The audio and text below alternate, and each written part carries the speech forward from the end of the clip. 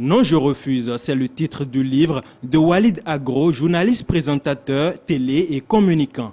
Un livre d'indignation qui reproduit le tableau peu reluisant du quotidien des Béninois et Béninoises dont la misère perdue depuis 56 ans d'indépendance. Son ouvrage est un cri du cœur d'un compatriote, mais surtout d'un patriote qui a mal pour son pays, qui en a marre de vivre dans des conditions inadmissibles. Non, je refuse est un appel à la résistance, un cri d'indignation et de colère d'un jeune béninois qui se sent blasé par tant de misère infligée injustement, mais aussi logiquement au peuple. Paru aux éditions Soleil du Succès, dans la collection Regard du citoyen, c'est un livre de 66 pages préfacé par le docteur Simon Narcisse Tometti. Non, je refuse est un essai de 8 chapitres constitué essentiellement de 2 lignes d'idées. La première peint le tableau glauque d'un quotidien de la grande majorité des Béninoises et Béninois qui vivotent depuis 56 ans dans un piège sans fin. La seconde idée incite les jeunes à dire non. Elle les exhorte à l'action, à mettre fin à ce système en déconfiture qui ne produit que médiocrité et calamité. Cet ouvrage interpelle la conscience de tout un chacun de nous, même aux autorités au plus haut niveau. Le bien-être de notre pays doit nécessairement passer par un développement.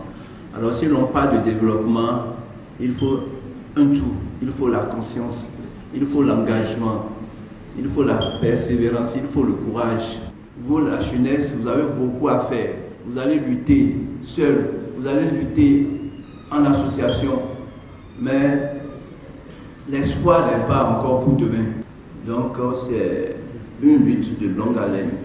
Pour l'auteur, il est plus que jamais temps pour les jeunes de sortir de la passivité pour inventer un nouveau destin à leur pays. Il est plus que jamais grand temps de faire le point. Imaginons un seul instant un enfant qui naît et après 56 ans, il ne grandit pratiquement pas. Il ne sait pas parler, il ne sait pas se construire un avenir qui est là et qui se laisse gouverner par le train de sa propre existence, sans pour autant chercher à en être fièrement commandant. Ne restons pas indifférents. C'est ce que je voudrais dire. Et pour ne pas rester indifférent, il faut pouvoir dire non d'abord. Refuser. Puisque dès lors que vous n'êtes pas content et que vous gardez le silence, on dit souvent qu'il ne dit rien consent. Les jeunes sont restés, pour ce que je puis dire, suffisamment derrière les rideaux, à applaudir ceux qui font mal, malheureusement. C'est un ouvrage parsemé de tournures et de figures de style qui arrache au lecteur un sourire. Cet essai est pour tous les jeunes le déclic qui sonne le réveil et l'engagement pour la construction d'un Bénin prospère.